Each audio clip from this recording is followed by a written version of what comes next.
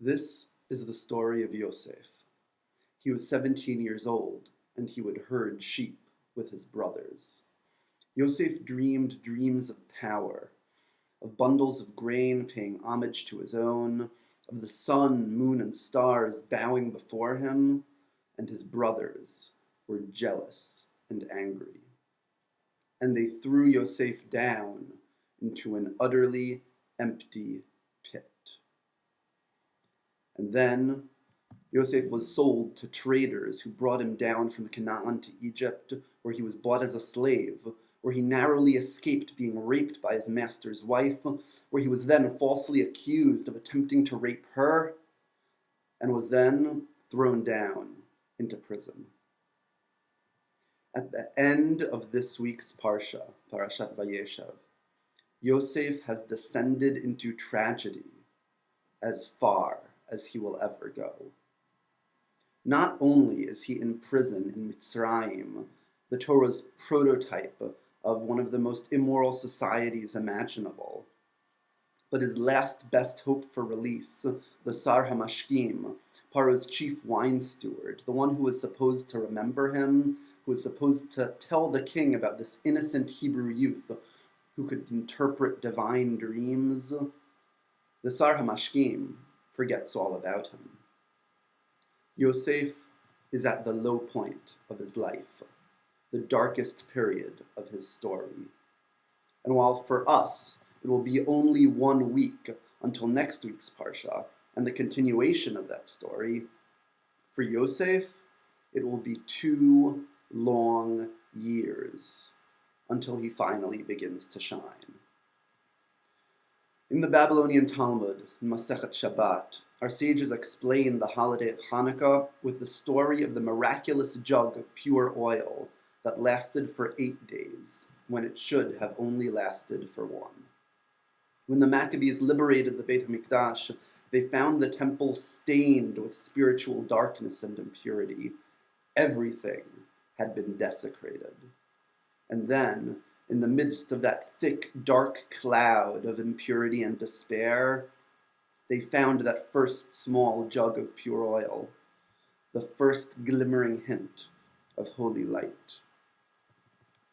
But we find another explanation, another layer of significance to the 8 days of illumination in the books of the Maccabees, which describe the first Hhanuka as a late Sukkot, celebrated by the victorious Jewish warrior priests in commemoration of the Sukkot that they were unable to observe while they were busy fighting for the survival of Judaism against the Seleucid Empire.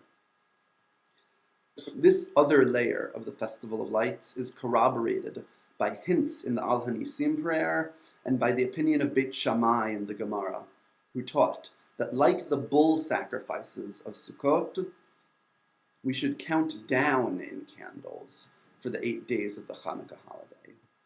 Just as the number of sacrifices decreased each day of Sukkot from 13 to 12 to 11 and so on, according to Beit Shammai, we should kindle the Hhanuka lights 8 on the first night, 7 on the second, 6 on the third, and so on, all the way down to 1. However, we don't rule according to Beit Shammai. Instead, following the opinion of Beit Hillel, we start at 1 candle the first night, on the second night 2, and on the third night 3, and slowly, day by day, work our way up to 8. As Beit Hillel put it, going up in holiness. We increase light, we increase holiness, and we increase hope. In Masechet Avodah Zarah, we are told a story about Adam Harishon. After he was kicked out of Eden, Adam noticed that the days were getting shorter, that every 24 hours the amount of daylight decreased and the amount of darkness grew. Adam fasted and prayed for 8 days, terrified that it was all his fault, that the light of creation, because of his sin in the garden, was dwindling away to nothing, and the world was returning to empty chaos. And then Tekufat Tevet came, the Winter Solstice, and Adam saw that the days were once again growing in length.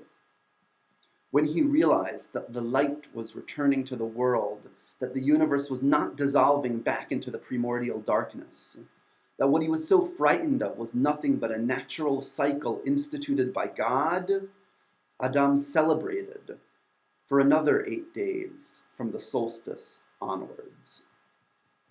Adam celebrated Tikufat Tevet for 8 days as hope returned to his dreams and light returned to the world. Now, the calendar doesn't fall out this way every year, but tomorrow is Tikufat Tevet, the winter solstice, the shortest day of the year. Tomorrow we will stand with Yosef, abandoned in exile and forgotten in prison. Tomorrow we will stand with Adam, watching the light of creation dwindle away into darkness.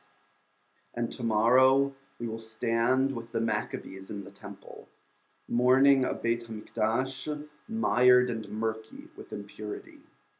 And just at that point, when all hope seems lost, tomorrow night we will light one candle. And the next night we will light 2. And while each night we increase the number of candles on our Chanukiot, adding to the illumination in our homes and in the streets, counting up in holiness according to the ruling of Beit Hillel, each following day will last just a little longer. Each following day, the sun will rise just a little higher in the sky. The Maccabees will find that first jug of pure oil and re-inaugurate both the temple and Jewish independence. Yosef will be released from prison and rise to second in command of all of Egypt. Think about this when you light your Hanukkah candles this year. As we add light to our homes, light returns to the world. As we add holiness to our observances, holiness returns to the world. And as we add hope to our lives, hope returns to the world. We count up in ever-increasing illumination, and the universe counts up with us.